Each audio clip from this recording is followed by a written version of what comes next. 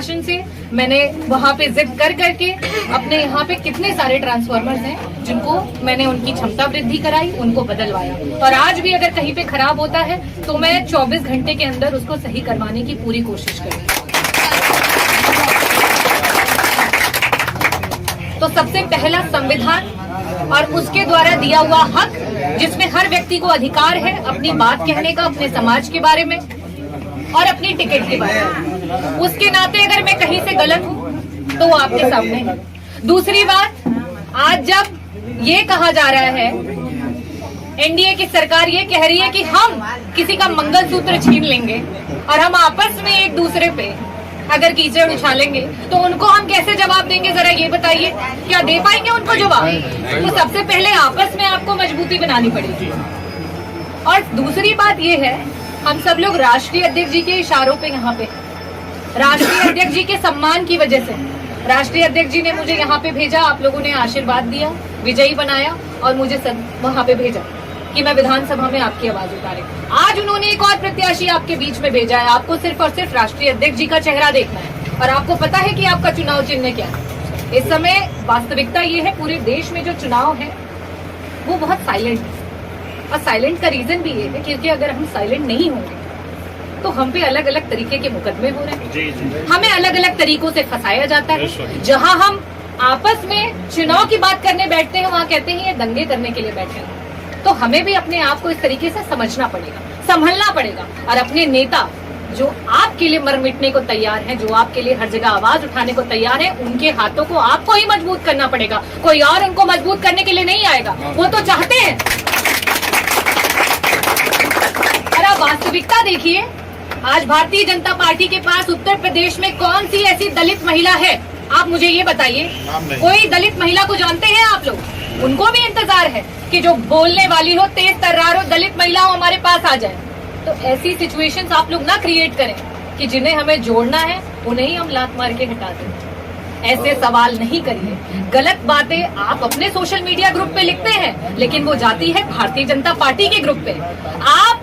हम तो वोट जहां करना है वहीं करेंगे, लेकिन जिस अदर बैकवर्ड को जोड़ना है, ये मैसेज जब चलता है कस्बे पे और जाता है अदर बैकवर्ड के पास, जो अदर खटिक कम्युनिटी जुड़नी है वो माइनस हो जाती है, जो अदर पाल बस्ती जुड़नी है वो माइनस हो जाती है, जो अदर बिंद बस्ती जुड़नी है वो माइनस हो जाती है, जो अदर प्रजापति जुड़नी है वो माइनस हो जाती है, जो आदिवासी है, बनवासी है, जो हमारी दलित समाज की महिलाएं हैं, सब माइनस हो जाती है। कि ये महिला है बोल रही है, उसके बाद भी ऐसे सोशल मीडिया पे चल रहा है। जब इसके नहीं हो रहे हैं तो किसके होंगे ये लोग?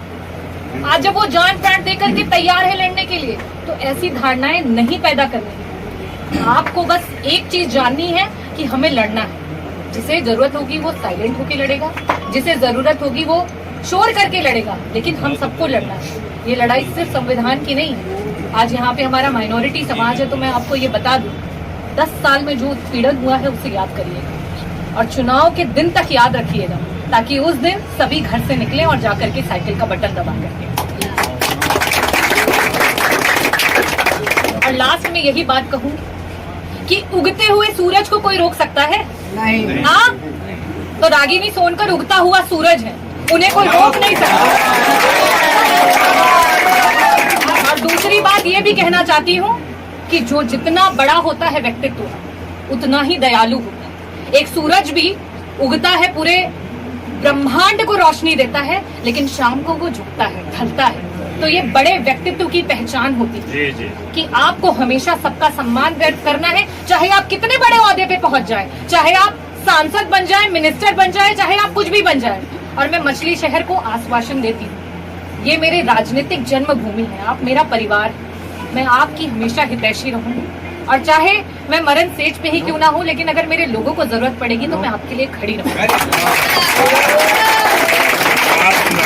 रागिनी सोनकर जिंदाबाद, रागिनी सोनकर जिंदाबाद। और ये सिचुएशन सिर्फ एनडीए क्रिएट कर सकती है कि एक हिंदू का हाथ काट के और एक मुस्लिम का हाथ काट के देख लो कि दोनों का खून लाल है कि नहीं। और ये सिर्फ भारतीय जनता पार्टी कर सकती है कि एक दलित का हाथ काट के देख लो और एक बैकवर्ड का हाथ काट के देख लो कि खून का रंग लाल है कि नहीं। तो ऐसी स्थितियां हमें नहीं पैदा करनी है। जो वो कर रहे हैं वही हम करेंगे तो उनमें हम में अंतर क्या रह जाएगा? हमें है आपस में एक दूसरे को जोड़ करके आपस में एक साथ रहें, एकजुटता के साथ रहें, किसी पे लांछन नहीं लगाना। और जो राष्ट्रीय नेतृत्व का फैसला है उस पर हमें आगे बढ़ना है। और देखिए, ऐसा नहीं है कि उगते हुए सूरज को मौके नहीं मिलते हैं। मैं आप लोगों को आश्वस्त करती हूँ, आगे एक मौका आएगा और ऐसी सिचुएशन आएगी कि आप लोग देखेंगे कि पार्लियामेंट में भी हमारे माइनॉरिटी समाज की आवाज जो है डॉक्टर रागिनी सोनकर बुलंदी से